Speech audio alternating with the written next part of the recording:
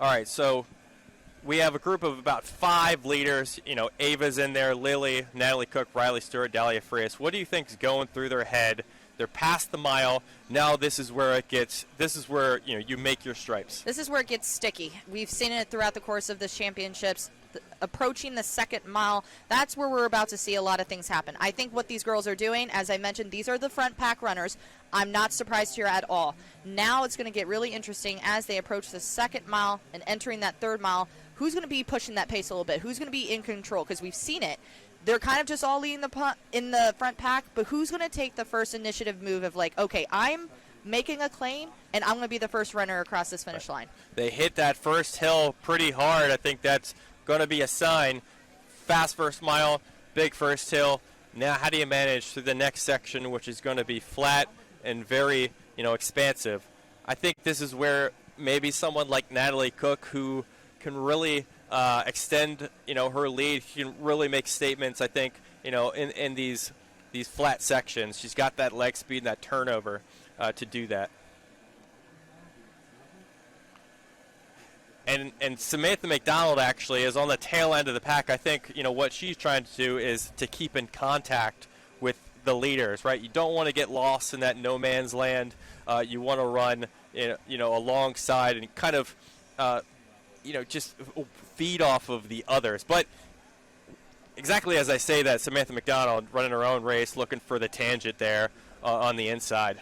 And Corey, we need to talk about this team standings as well. Coming with all 5 runners already as we entered the first mile, we have Niwot in the lead, American Fork now in second, and then we have Cherry Creek in third, Flower Mound in fourth, Buchanan in 5, and Arapahoe sitting at 6 right now, and Newberry Park 7th. So that's the top 7 after they went through that first mile. 2 Niwot runners in the top 30. All 5 are in the top 60. That's going to make a big difference in a huge field. American Fork, pretty surprising where they're at, but they had a great Utah season. And then Cherry Creek made that statement, we want to win RunningLane.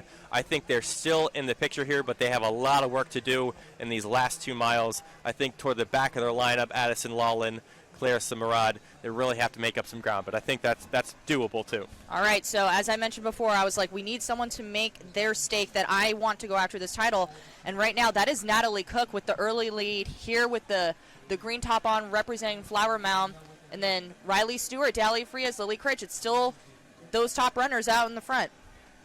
Right. She basically said, all right, I am going to be the lioness here, and I'm going to be hunted, right? Yes. So you have Stewart, Frias, and Cridge looking to hunt her down as she sort of gaps them by a few meters. But not surprising out of Cook. I think Cook likes to run her own race and really just get out there. Mulhern right now in 5th, trying to hold on to. I think, she's only had a few races under her this year. This is an important one, too. How do you think, right now, how do you think she's managing? When I spoke with her earlier, leading into the championship, she thinks she is strong. She feels like she's ready to go. She says she doesn't have all these races underneath her belt, and, it's working in her favor. She ran well, and now this is her 2nd cross-country race of the season. And many of these athletes have already competed at states. They've had their regionals, and they were doing, dual and tri meets. She skipped all that. She's been training. So right now it looks to be in her favor as she's one of the top contenders for this girls' gold championship. Yeah, and the girls are making their way into that 2nd mile split. But Natalie Cook is making a statement, putting some separation between her, and now we have a small pack happening here. Yeah. You predicted Natalie Cook to kind of take this one. Yeah. There's a lot of race left, but she's certainly, I think, at this point, at a position where, if she doesn't have the turnover in the final half, right, you want to make as much distance between your competitors as you can, so when they do close on you, when Riley Stewart does have that last kick, you want to have enough of a distance between her that it doesn't matter. So, maybe that's the bet she's taking right now, just trying to extend as much as she can to get past Stewart. And right now they're going through the 2 mile split. That's 10:56 for Natalie Cook, Lily Critch, 11:04, Dahlia Frias, 11:04, Riley Stewart, 11:04, Jenna Mulhern, 11:04. This is going to be a wild last mile, yes. Liv. Oh, absolutely, and especially Natalie Cook, 5:46 for that second mile, and she went 5:10 on the first one. So she's been kind of consistent here. Right. And really looks strong up the hill. I think this is the section where all these leaders, and if they've done their homework, they know this is an important measure on the course.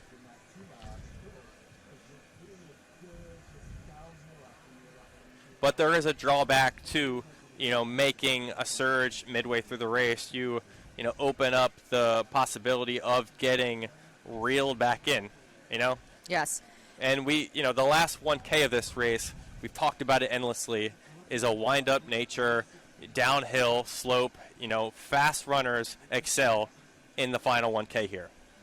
So, Corey, I also have the team standings as they're starting to come through this 2 mile. Niwat's still in the lead. They have Ava Klingbell and Scarlett Parks, who take up the top 2 spots here in the top 50. Buchanan in second now, moved up 3 spots. Arapahoe is in third. Cherry Creek dropped to 4th. And it's still a tight race here, Corey. Yeah, I think Buchanan now slipping under 200 points. They're starting to, their back half of their roster now starting to look up, starting to pick off runners in front of them. They have 3 girls all within 16 places of one another. If they can catch, a few down the stretch, I think they can give Niwot a run for their money. Mm-hmm. But this is still Natalie Cook out in front with a very, very comfortable lead here. This is reminiscent of Jenna Hutchins last year. Yes. This is what Jenna Hutchins did really from that first mile. She left the field in her dust and then just started exploding as far as just, what she could produce all on the course. And that was a historic performance. I think Natalie Cook could – she's certainly going to break 17 minutes at this venture. Oh, absolutely. But just how fast will she go? I know everyone has the time in their head, 15:58. I don't know if that's reasonable right now, but she certainly is in a position to run a very good time. And Lily Cridge there in second looks to be very, very strong as well, with Riley Stewart in third. Liv, I know I've been talking about Lily Cridge all year. I think this is one of her best races after winning an Indiana State Championship. She ran 17:04 twice over the season. Her big, pie-in-the-sky goal was breaking 17 this year. As long as she holds on and keeps, that pace and keeps that drive, I think she's there.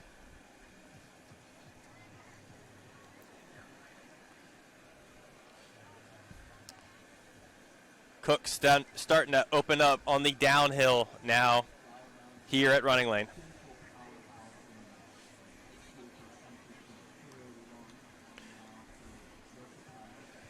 Liv, I think we're getting close. We are getting close. We're at roughly 14 minutes here.